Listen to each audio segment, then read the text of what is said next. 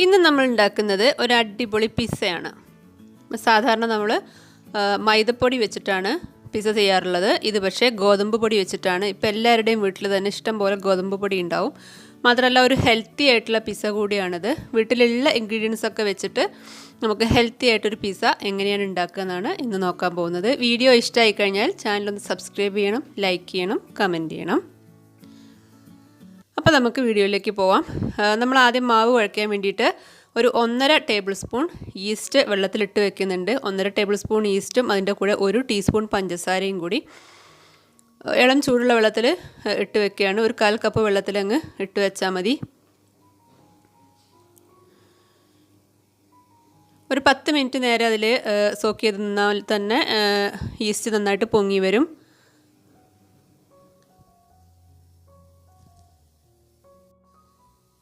ഇപ്പോൾ ഇതാ ഈസ്റ്റ് ഒരു 10 മിനിറ്റിന് ശേഷം പൊങ്ങി വന്നിട്ടുണ്ട്. ഇനി നമ്മൾ മാവ് കുഴച്ചെടുക്കണം.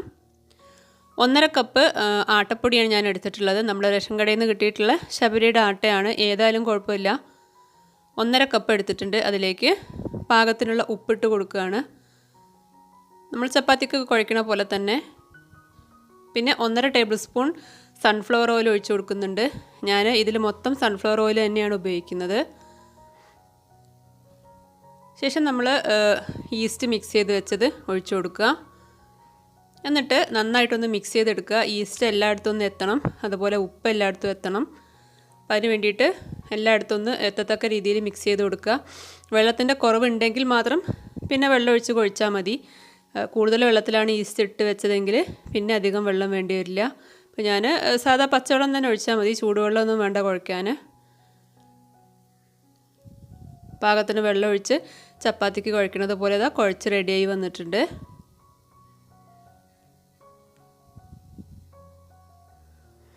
ഇനി നമ്മൾ അതിൻ്റെ മുകളിൽ കുറച്ച് സൺഫ്ലവർ ഓയിലൊന്ന് ഒഴിച്ചു കൊടുക്കണം. അത് ഡ്രൈ ആവാതിരിക്കാൻ വേണ്ടിയിട്ടാണ്. ഒരുപാട് വേണ്ട, ഒരു 1/2 ടീസ്പൂണൊക്കെ മതി. പുറമേ ഒന്ന് ഒഴിച്ചിട്ട് എല്ലായിടത്തും ഒന്ന് ആക്കിയിട്ട് റെസ്റ്റ് ചെയ്യാൻ വെക്കുക.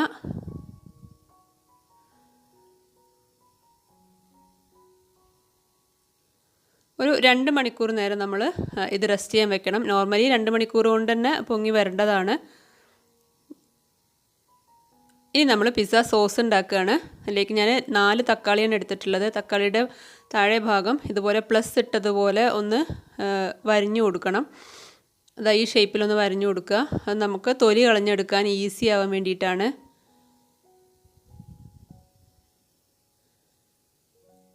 എല്ലാം അങ്ങനെ ചെയ്തെടുക്കുക. എന്നിട്ട് നമ്മൾ അതാ വെള്ളം തിളപ്പിക്കാൻ വേണ്ടി വെച്ചിട്ടുണ്ട്. ഈ വെള്ളം തിളയ്ക്കുമ്പോൾ അതിലേക്ക് തക്കാളി ഇട്ട് കൊടുക്കുക.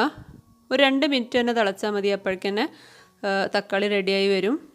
വേവണമെന്നൊന്നുമില്ല, തൊലിയൊന്നും കളഞ്ഞെടുക്കുക എന്നുള്ളതാണ് നമ്മുടെ ഈസി ആയിട്ട് കളഞ്ഞെടുക്കുക എന്നുള്ളതാണ് ഉദ്ദേശം. ഇപ്പോൾ ഇതാ തിളച്ച് കഴിഞ്ഞപ്പോൾ തന്നെ റെഡി ആയിട്ടുണ്ട്. ഇനി നമ്മളിതൊരു പാത്രത്തിലേക്ക് മാറ്റിയിട്ട് തൊലി കളഞ്ഞെടുക്കുകയാണ്. തൊലി നമുക്ക് ആവശ്യമില്ല, ബാക്കിയെല്ലാം കൂടി ചേർത്തിട്ട് നമ്മൾ മിക്സിയിൽ നന്നായിട്ട് അരച്ചെടുക്കുകയാണ് ചെയ്യുന്നത്. അപ്പോൾ എല്ലാം ചെയ്ത് കഴിഞ്ഞതിന് ശേഷം മിക്സിയുടെ ജാറിലേക്ക് മാറ്റുകയാണ്.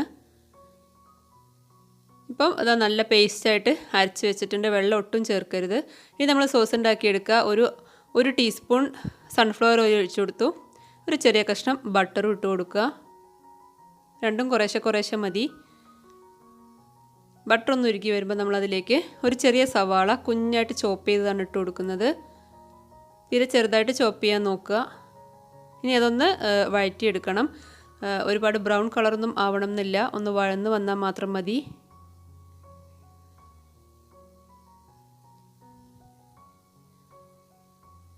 നന്നായിട്ടൊന്ന് വഴറ്റിയെടുത്തതിന് ശേഷം നമ്മളതിലേക്ക് തക്കാളി അരച്ചത് ചേർത്ത് കൊടുക്കുകയാണ്.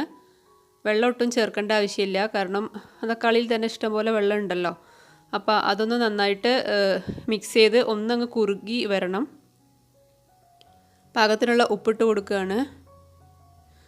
ഒന്ന് കുറുകി വന്നതിന് ശേഷം നമ്മളതിലേക്ക് 2 ടേബിൾ സ്പൂൺ ടൊമാറ്റോ സോസ് ഒഴിച്ചു കൊടുക്കുന്നുണ്ട്. ടൊമാറ്റോ സോസ് കൂടുതൽ വേണമെന്നുള്ളവർക്ക് 2 3 ഒക്കെ ഒഴിക്കാം. ഞാനിപ്പോൾ 2 ടേബിൾ സ്പൂണാണ് ഒഴിച്ചു കൊടുത്തത്. അതൊന്ന് നന്നായിട്ട് മിക്സ് ചെയ്യാം. ഇപ്പോൾ തന്നെ അത്യാവശ്യം കുറുകി വന്നിട്ടുണ്ട്.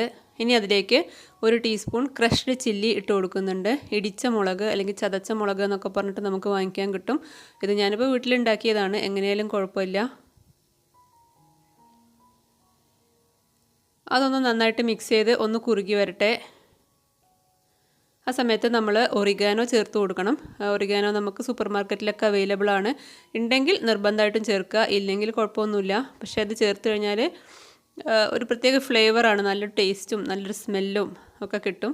അപ്പോൾ ഉണ്ടെങ്കിൽ എന്തായാലും ചേർത്ത് കൊടുക്കുക. അപ്പോൾ സൂപ്പർ മാർക്കറ്റിലൊക്കെ എല്ലായിടത്തും അവൈലബിൾ ആയിട്ടുള്ളൊരു സാധനം തന്നെയാണ്. ഇപ്പോൾ ഇതാ നമ്മുടെ സോസ് ഏകദേശം റെഡി ആയി കഴിഞ്ഞു. അത്യാവശ്യം നന്നായിട്ട് കുറുകിയിരിക്കണം. ഈ ഒരു പരുവത്തിലാണ് ഉണ്ടാവുക. നമ്മളിങ്ങനെ കോരി ഒഴിക്കുമ്പോൾ ഇങ്ങനെ വിട്ട് വിട്ട് വരുന്ന ആ ഒരു പരുവത്തിൽ, നല്ല ലൂസായിരിക്കരുത്. ഇപ്പോൾ റെഡിയായി. ഇപ്പോൾ ഇതാ 2 മണിക്കൂറിന് ശേഷം നമ്മളെ മാവും പൊങ്ങി വന്നിട്ടുണ്ട്. മൈദ പൊങ്ങണ പോലെ അത്ര തന്നെ ഇപ്പോൾ ആട്ടപ്പൊടി പൊങ്ങി വരണം എന്നില്ല, പക്ഷേ നന്നായിട്ട് പൊങ്ങിയിട്ടുണ്ട്. അത് കൈ വെച്ചിട്ട് ഒന്നുകൂടി ജസ്റ്റ് ഒന്ന് കുഴച്ചെടുക്കുക. എന്നിട്ട് നമ്മൾ പിസ്സ തയ്യാറാക്കാൻ ഉദ്ദേശിക്കുന്ന ബേസിൽ ഓയിലൊന്ന് തടവി കൊടുത്തിട്ടുണ്ട്. ഇനി ഓവൻ ഇല്ല എങ്കിൽ നമുക്ക് നോൺ സ്റ്റിക്ക് പാനിലും ഈ സെയിം പ്രക്രിയ തന്നെ ചെയ്തെടുക്കാവുന്നതാണ്. നമ്മൾ പിസ്സ പരത്തിയെടുക്കുകയാണ്. എല്ലാവർക്കും അറിയായിരിക്കും പിസ്സ കുറച്ചൊരു കനത്തിലാണ് ഉണ്ടാവുക.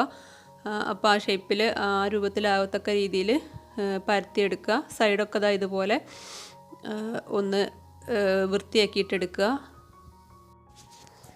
പിസ്സയുടെ അരികൊക്കെ ഇതുപോലെ ഒന്ന് ഷേപ്പാക്കി എടുക്കുക. നമ്മൾ സോസ് ഒഴിക്കുമ്പോൾ പുറത്തേക്ക് ഒഴുകാത്ത രീതിയിൽ. പിന്നെ നമ്മുടെ ഇത് ഫോർക്ക് വെച്ചിട്ട് ഒന്ന് ചെറുതായിട്ട് കുത്തി കൊടുക്കുന്നുണ്ട്. അപ്പോൾ പപ്പടക്കോലുണ്ടെങ്കിൽ അതുകൊണ്ട് ചെയ്യാം, അല്ലെങ്കിൽ ഇങ്ങനെ ചെയ്താലും മതി, എങ്ങനെയായാലും കുഴപ്പമില്ല. സോസൊക്കെ ഒഴിക്കുമ്പോൾ അതിലേക്ക് ഒന്ന് കറക്റ്റായിട്ട് ഇറങ്ങാൻ വേണ്ടിയിട്ടാണ്. ഇനി നമ്മളൊരു 5 മിനിറ്റ് നേരം മൈക്രോവേവിൽ വെച്ചിട്ടൊന്ന് ബേക്ക് ചെയ്തെടുക്കുന്നുണ്ട്. ജസ്റ്റ് അതൊന്ന് വെന്ത് കിട്ടണം, അതിന് വേണ്ടിയിട്ടാണ്. ഇപ്പോൾ ഇതാ ബേക്ക് ചെയ്ത് റെഡിയായി കൊണ്ടുവന്ന് വെച്ചിട്ടുണ്ട്. ഇനി നമ്മൾ ബാക്കി കാര്യങ്ങളൊക്കെ ചെയ്യണം. ഇതിലേക്ക് വേണ്ട ടോപ്പിങ്സ് ആണ്. നമ്മൾ സ്വീറ്റ് കോൺ ഉണ്ട്, അതുപോലെ ക്യാപ്സിക്കം ഉണ്ട്, അതുപോലെ ഗ്രേറ്റ് ചെയ്ത ചീസ് ഉണ്ട്. ഇപ്പോൾ സവാളയൊക്കെ വേണമെന്നുണ്ടെങ്കിൽ ഇടാം, ഒലീവ് ഉണ്ടെങ്കിൽ ഇടാം, ഓരോരുത്തരുടെ ഇഷ്ടത്തിനനുസരിച്ച് ഉള്ളതൊക്കെ ചെയ്യാം. അപ്പോൾ ആദ്യം സോസ് ഒഴിച്ച് കൊടുക്കുകയാണ്.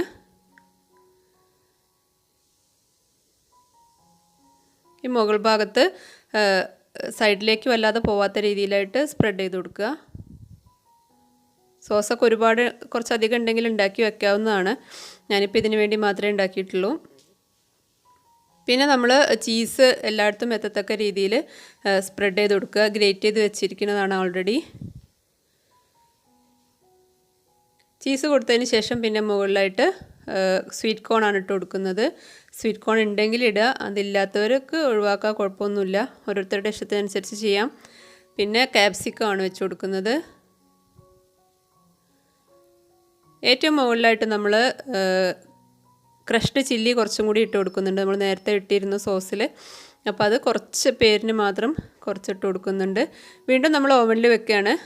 ഇവിടെ ഇപ്പോൾ ഒരു 15 മിനിറ്റ് സമയം സെറ്റ് ചെയ്തിട്ടുണ്ട്. ഓരോരുത്തരുടെയും ഓവൻ്റെ ഇതിനനുസരിച്ച് വ്യത്യാസം ഉണ്ടാവും. 10 മിനിറ്റ് കൊണ്ടും 8 മിനിറ്റ് കൊണ്ടൊക്കെ ചിലത് റെഡി ആവാം.